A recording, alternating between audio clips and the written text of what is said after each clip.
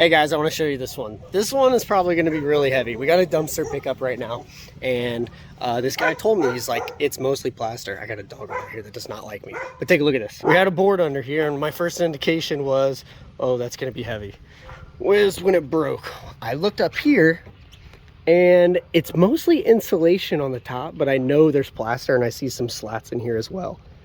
So this thing's going to be heavy. So I'm going to kind of show you what I do in cases like this, because we're probably looking at, rough guess here, maybe 4 tons.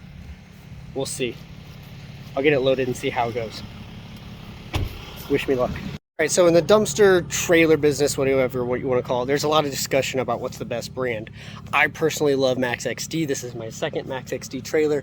We're sitting here with 2 7,000-pound axles and a 22,000-pound Warrior wrench with that synthetic rope, so when it snaps, it doesn't kill you. But the one thing is, I would probably say to be at your legal limit, your max load that you really want to have on here, in terms of your axle and the weight distribution, is about 5 tons.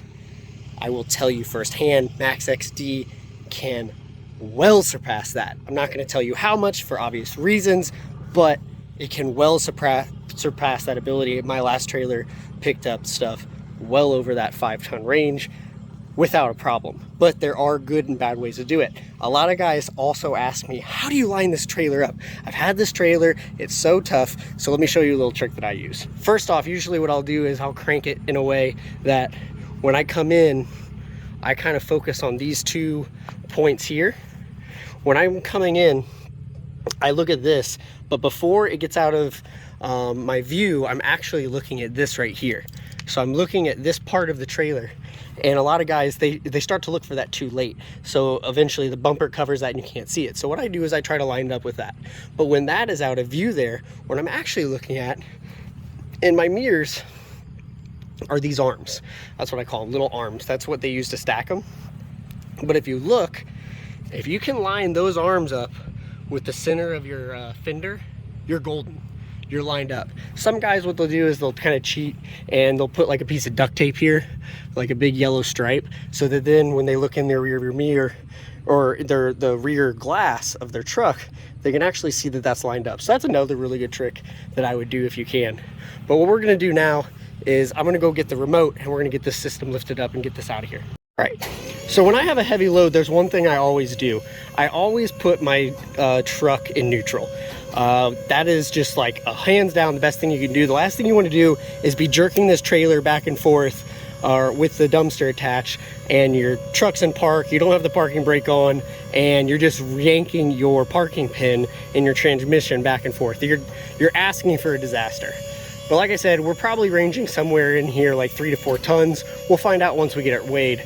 But I get it in neutral. I make sure we're lined up nice and straight. You don't want to be, you can pick these things up. That's nice with these gooseneck trailers. You can pick this up in a 90-degree angle, and you can have the rollers in the back actually, drag when you have this thing hooked up.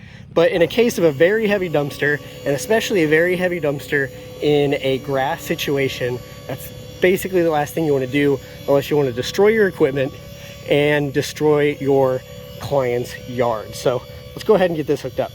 We're hooked up there. We let the winch out. We've got a lot of bit of slack in here. What I'm going to do now is kind of pull it in a little bit, but not a lot. Get it a little taut. All right, we're taut, but my truck is in neutral. But what I also did was I put that parking brake on. Let's go ahead and release that parking brake. Obviously check your surroundings. There's obviously nobody in this street across from me. This looks like it used to be an old house that got torn down. We've got plenty of room here to work. That's kind of why I'm doing this video. So we get the thing up here. We want to have as much tilt as possible to start. We're pretty much maxed out there. So let me bring that down a little bit. There we go. And then what we're going to do is we're going to pull this thing in.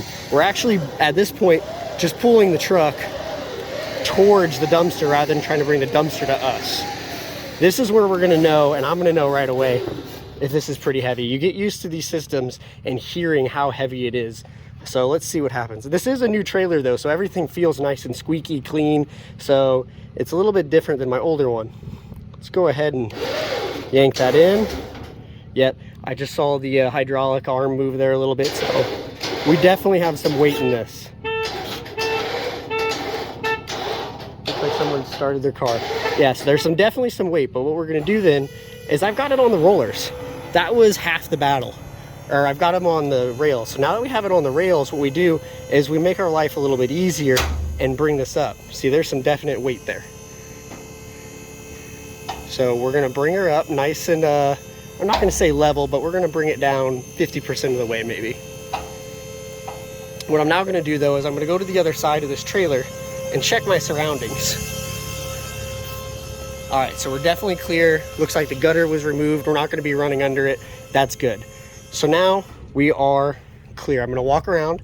You always wanna double check, especially when you have a heavy load, that your latch is actually closed. The last thing you wanna do is have that thing bust open and everything pour out onto the ground. So now we're gonna bring her in. And as you see, we're not fighting the dumpster.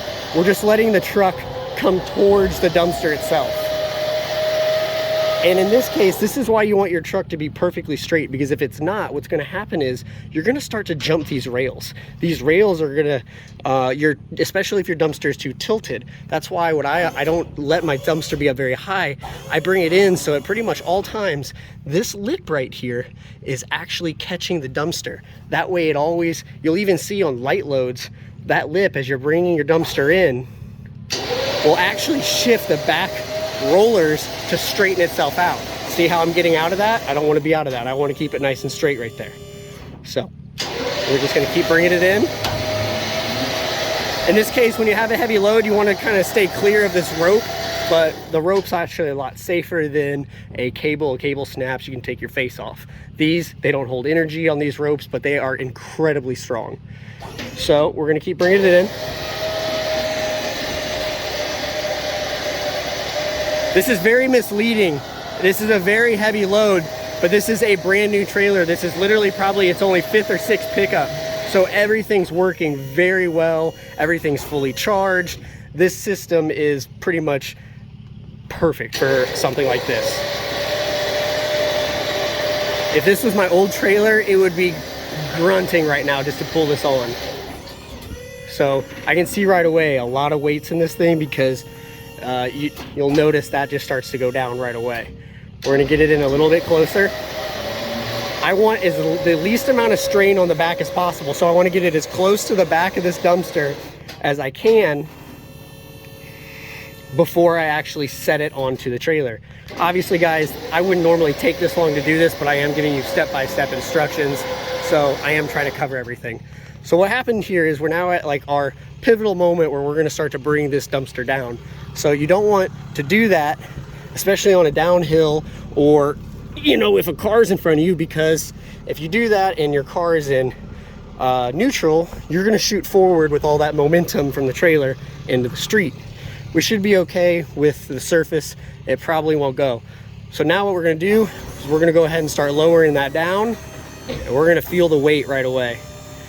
All right, see how much weight is sitting here on the back axle compared to the front? That's because all the weight right there is in the back. So we need to get that down quickly, not put a bunch of stress on it, and then we also need to pull it in.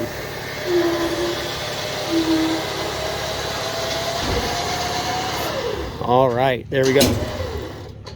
That was the hitch sitting back onto the trailer, because the gooseneck itself, when all that weight was on the back, it lifted a little bit, and I think the chain from the safety chain was actually tucked underneath of there. So what we're gonna do is, woo! There we go, we got it. All right, double check that's safe. We're locked on both sides. Turn this off, because the last thing you want to do is be going down the road and this thing's slowly tilting up because it's in your pocket. That's a disaster. What we need to do is get the thing tarped and get it on the road before the dump closes, and get this thing weighed and figure out actually how much it weighs. So if you maintain all of your equipment, it's actually not that bad. Make sure everything's greased, make sure everything's charged. This thing can handle quite a bit, this MAXXD trailer. Huge fan of it. That's why I have 2 of them now. But what you do want to do now, if you're going to dodge, turn on that tow haul for the assist when you're going up the hills on the highway. And we're definitely going to want to turn up our brake controller a little bit, considering this is going to be a heavy load. So like I said, there's definitely indications to know when something's going to be heavy. As you load it, there's an indication. usually the sounds it makes, how hard it is for the winch.